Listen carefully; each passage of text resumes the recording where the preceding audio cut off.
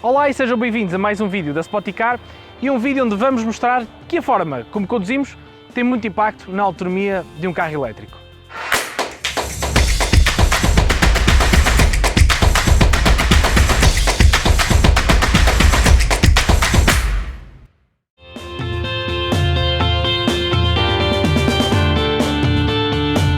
Conduzir um carro elétrico não é mais difícil do que conduzir um carro a gasolina ou diesel com motor convencional. No entanto, e se quisermos aproveitar ao máximo todos os recursos desta tecnologia, temos necessariamente que adaptar o nosso estilo de condução. Ou como eu costumo dizer, temos que reaprender a conduzir. E é precisamente para demonstrar que a forma como conduzimos um carro elétrico tem um impacto tremendo na autonomia que eu trouxe comigo o Tiago Ginja, o nosso Office Manager do OLX Portugal e que nunca conduziu um carro elétrico. Ginja, estás pronto para esta aventura? Estou pronto e desde mais quero agradecer-te o convite para esta eletrizante experiência que vamos ter e prometo dar o meu melhor para que todos estes valores sejam os mais reais possíveis e realmente é a minha primeira vez que estou a conduzir um carro elétrico, portanto vamos ver. O Tiago conduz um carro diesel no seu dia-a-dia, até agora nunca teve uma experiência num carro elétrico e mais, nunca conduziste um carro automático também, não é? Nunca conduzi um carro automático, portanto, não. será a primeira vez que vai conduzir um carro elétrico e um carro automático e por isso traz consigo todos os vícios ou todos os hábitos normais de um condutor de um carro com motor a combustão. Tiago, vamos sair aqui da Spoticar de Setúbal e vamos percorrer sensivelmente 100 km. Tu vais escolher o teu trajeto, eu vou escolher o meu, mas temos encontro marcado em Troia e pelo caminho eu vou-te perguntando como é que está a ser a tua experiência, o que é que tu estás a fazer, como é que vai estando a tua autonomia e eu vou dando aqui alguns inputs sobre aquilo que o Tiago está a fazer bem e aquilo que o Tiago não está a fazer tão bem e que por isso pode estar a consumir mais energia. No final vamos ver quem é que gastou mais eletricidade no nosso carro elétrico. Importa apenas referir que os dois carros são exatamente o mesmo modelo, têm a mesma motorização, a mesma potência e que os dois têm neste momento 81% de autonomia. Tiago, no final vamos ver quem é que ganha. Estás pronto para a aventura? Estou pronto. Vamos lá então.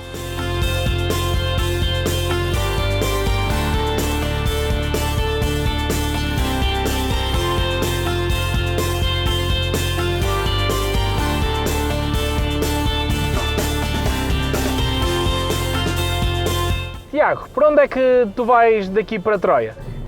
Eu daqui para Troia escolhi ir pela A2. Ou seja, vais seguir a tua primeira opção do Waze, certo? Exatamente. Ok, então aqui tens a tua primeira dica que deves ter em conta quando andas num carro elétrico. A rota num carro elétrico, ou melhor, a rota que nos é mostrada em primeira opção num carro elétrico nem sempre é a rota ideal para conduzir este tipo de carros, sobretudo nestas rotas curtas. Quando colocamos no GPS a distância entre a Spoticar de Setúbal e Troia, tínhamos a indicação do Waze, que eram sensivelmente 101 km se seguíssemos a A2 e 95 km seguindo pelo IC1.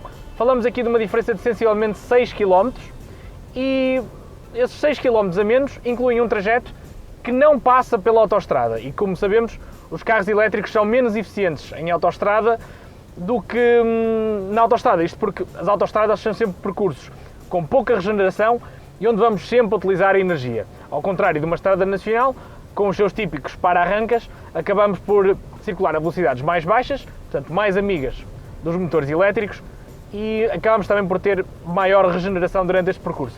Portanto, Tiago, só aqui já te estou a ganhar 5 km de autonomia e, em teoria, este meu percurso será um bocadinho mais favorável.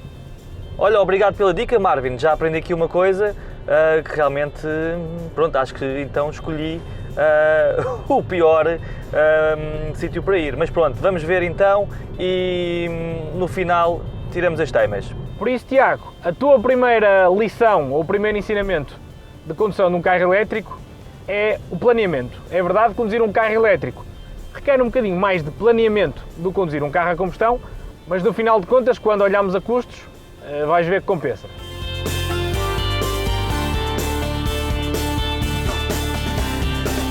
Tiago, vais com o ar-condicionado ligado, só por acaso? Sim, Marvin, estão 26 graus lá fora, está calor, tenho as janelas fechadas e aproveitei para pôr um bocado de ar-condicionado. Também a velocidades de autoestrada não é muito confortável andares com as janelas abertas, não é? Não, isso é verdade, a não ser que queira ficar sem cabelo, mais rápido, não.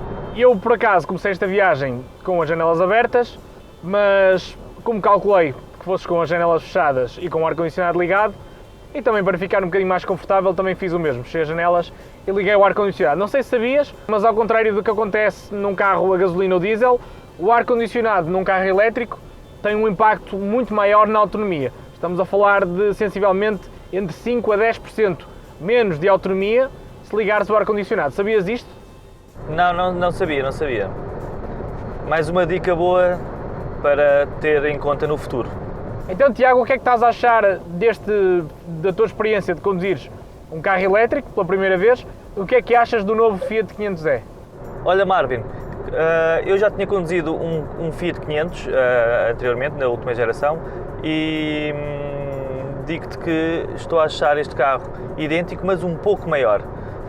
Sinto aqui um espaço um pouco maior do que o anterior modelo de caixa manual e sinto-me um pouco mais confortável do que no anterior modelo, sem dúvida. A nível de carro elétrico e condução elétrica, estou a achar, como é óbvio, bastantes diferenças. A primeira das quais não termos embreagem, como é óbvio, e estou a gostar de estar aqui a descansar o meu pé esquerdo e só apenas utilizar o direito para fazer avançar e travar o carro.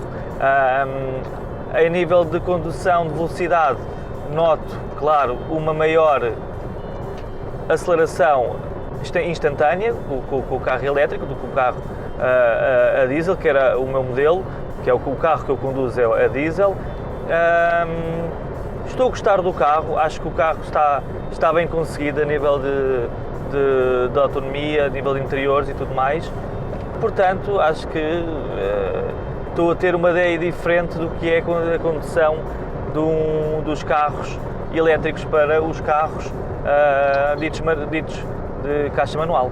Confessa lá, quantas vezes é que o teu pé esquerdo já teve a tentação de tocar no travão? Não só o pé esquerdo, como a mão direita a ir à procura da manete de mudanças. É muito complicado, tem sido aqui uma reaprendizagem, como tu disseste e muito bem no início. Estou a reaprender se calhar um pouco também a conduzir, porque realmente o meu pé esquerdo não tem que funcionar, tem que estar em permanente descanso, e também a minha mão direita sempre no volante, ao invés de ir à procura da manete de mudanças para fazer a troca de mudanças. Portanto, estou bem mais descansado, estou confortável, estou a agarrar o volante com as duas mãos sempre, portanto sinto uma maior segurança, como te disse, e um maior conforto, mas realmente é um pouco complicado e um pouco confuso, mas acho que é algo que me vou habituar facilmente. Mas, ao contrário do que tu inicialmente, e quando surgiu o convite, tu tinhas receio, não é mais difícil conduzir um carro elétrico do que conduzir um carro a combustão chamado normal, como tu disseste, um carro com motor a gasolina ou motor a diesel. Sentes-te confiante e sentes que é fácil que qualquer pessoa que conduza um carro com motor a combustão pode sentar ao volante de um elétrico e em poucos quilómetros sentir-se em casa? Achas que concordas com isso? Sim, concordo contigo, Marvin. Quando tu fizeste o convite para a condução de um carro elétrico, percebi logo que também tinha que ser automático, como é óbvio. Portanto, mostrei-me assim um bocado receoso, porque também nunca tinha conduzido um carro com mudanças automáticas. No entanto, é muito fácil e é uma questão de hábito, que é uma questão muito rápida de uma pessoa se habituar a este tipo de condução. Faz-me lembrar os carrinhos de choque, que é só sempre ir para a frente e para trás, e nas feiras populares, nas saudosas feiras populares, e sempre que posso vou sempre aos carrinhos de choque. Isto faz-me lembrar um carrinho de choque, sempre só acelerar e travar, e com uma condução muito estável. A única coisa que eu te posso dizer mesmo é o que já falámos, é a questão da manete, da constante procura de hábitos que tenho com o carro de combustão e com o carro a diesel e as suas mudanças, mas fora isso não vejo qualquer outro tipo de diferença, é super fácil de condução e tudo. Olha, Tiago, gostei da tua analogia deste Fiat 500 com um carrinho de choque, mas peço-te um favor, não tentes bater contra outros carros, senão acho que a Spoticar não ia gostar muito. E acho que não nos importava mais nenhum carro. Já percorri, pelo menos eu, cerca de 25 km Olha para o painel que está à tua frente, o painel, o indicador de combustível, e diz-me qual é que é o consumo médio que estás a fazer desde que saímos da Spoticar de Setúbal. Ok, portanto o meu consumo médio neste momento está nos 15.7 kW por 100 km. KWh, 15.7 kWh por cada 100 km. Exatamente, sim. E eu estou-te a ganhar, eu neste momento estou a consumir 11.6 kWh por cada 100 km. Ora, não sei se sabias, mas o consumo de um carro elétrico, obviamente, como não falamos de combustível, não é medido em litros, mas sim em kWh por cada 100 km. E neste caso em particular, como este Fiat 500e que estamos a conduzir tem uma bateria de sensivelmente 33 kWh, ou seja, eu neste momento conseguiria percorrer perto de 320 km com este estilo de condução, ou seja, com este consumo. Tu estarias um bocadinho mais limitado. Com esse consumo na casa dos 15 kWh, ias fazer pouco mais de 200 km. Tu aqui estás a perceber a diferença que é conduzir um carro elétrico na autoestrada e conduzir um carro elétrico numa estrada secundária ou dentro das cidades. Olha, Tiago, e por acaso sabes-me dizer em que modo de condução é que estás a conduzir o teu Fiat 500? Boa pergunta. Por acaso estou no modo Range. Ok, boa, sabes que estás no modo Range. O Fiat 500, não sei se sabias, mas tem 3 modos de condução que podes alterar através aqui do seletor que tens na consola central. Ou seja, onde estás sempre a ir com a mão à procura da alavanca de velocidades, tens um pequeno seletor que diz E-Mode e podes alternar entre 3 modos de condução. O modo normal, o modo Range e o modo Sherpa. Queres experimentar colocar, por exemplo, o carro no modo normal? Vamos a isso. Então coloca o carro no modo normal e diz-me que diferenças é que sentes na condução. Vou ter que experimentar aqui um pouco, mas sinto que o carro em modo normal não desacelera tanto como em modo Range. Muito bem. Isso eu explico muito rapidamente porquê. Em modo normal o Fiat 500 não tem qualquer tipo de regeneração. Como estavas a sentir, e uma das primeiras coisas que deves ter sentido quando conduziste pela primeira vez o Fiat 500, sendo que ele estava em modo Range, é que quando tiras o pé do acelerador, o carro perde logo bastante velocidade. E não é porque ele trave, simplesmente o carro tem inversores de potência, ou seja, coloca o motor elétrico a trabalhar de forma diferente e desacelera-te o carro, recuperando energia. Ou seja, a diferença disto para um carro com motor a combustão é que quando tu desaceleras, quando tu tiras o pé do acelerador, melhor dizendo, num carro a combustão, o carro vai abrandando lentamente. Num carro elétrico, quando tiras o pé do acelerador, o carro regenera energia e volta a recuperar bateria, o que te permite ganhares alguns quilómetros de autonomia. Sendo que neste Fiat 500 existem 3 modos de condução, como tu disseste. No modo normal não sentes qualquer tipo de regeneração.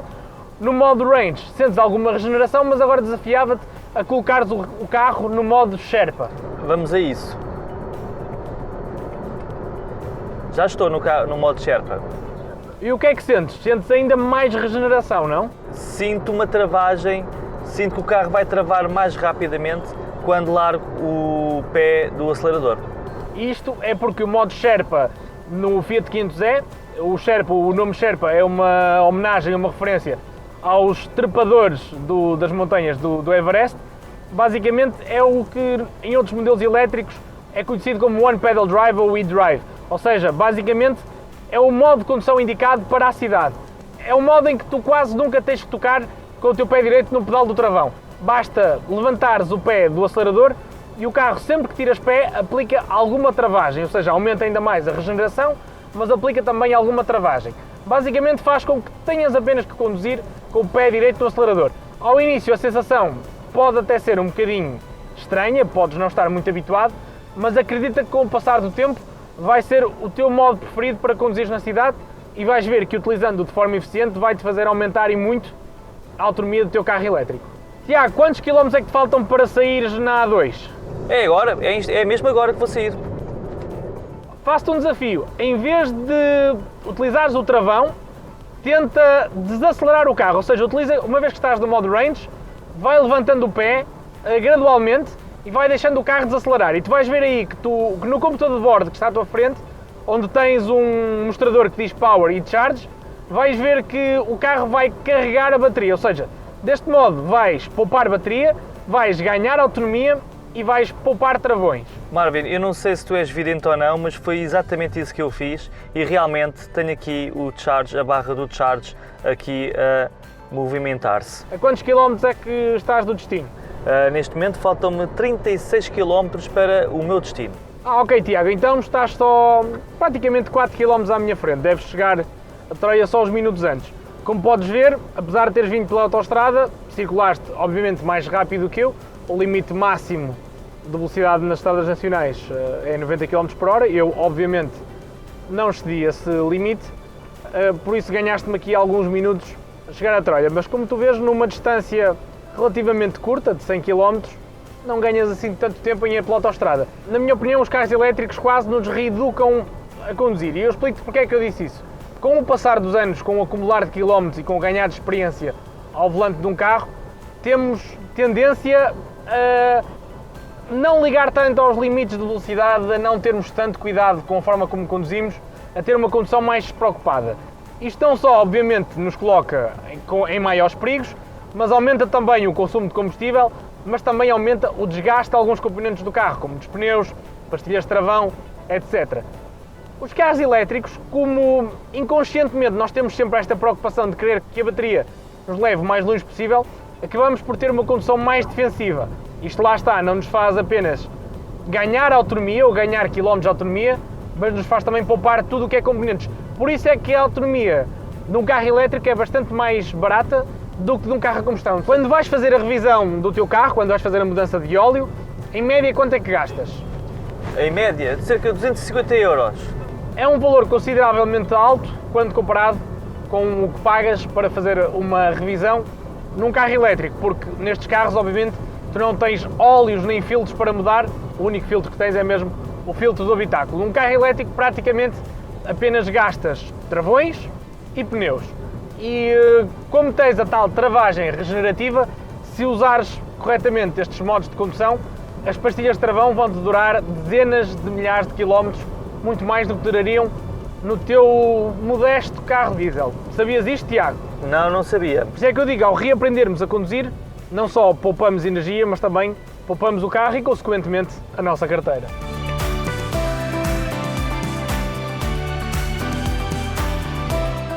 E chegamos ao ferry que liga Troia até Setúbal, o Tiago com 42% de autonomia e eu com 49%. Uma diferença de 7% não só é justificada pela melhor escolha no trajeto, mas também, claro, pela experiência que o Tiago não tinha ao volante em algum carro elétrico e que eu já tenho com o passar dos anos, com técnicas de levantar o pé, de utilizar os diferentes modos de condução.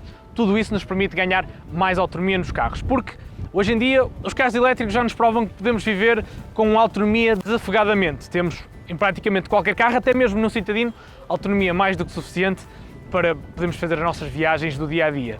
Conseguimos provar do que mais importante do que a autonomia anunciada de um carro é, sem dúvida, a forma como os conduzimos.